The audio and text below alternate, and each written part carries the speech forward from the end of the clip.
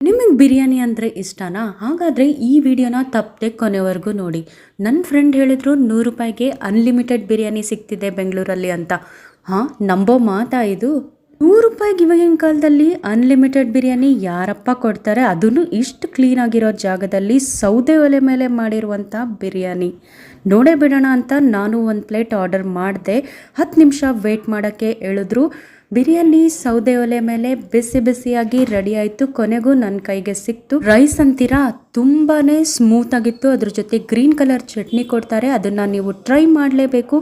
ಎಷ್ಟು ಸಾರಿ ಬೇಕಾದರೂ ನೀವು ಬಿರಿಯಾನಿ ರೈಸ್ನ ಹಾಕಿಸ್ಕೋಬಹುದು. ಖುಷಿಯಾಗಿ ನಿಮಗೆ ಸರ್ವ್ ಮಾಡ್ತಾರೆ.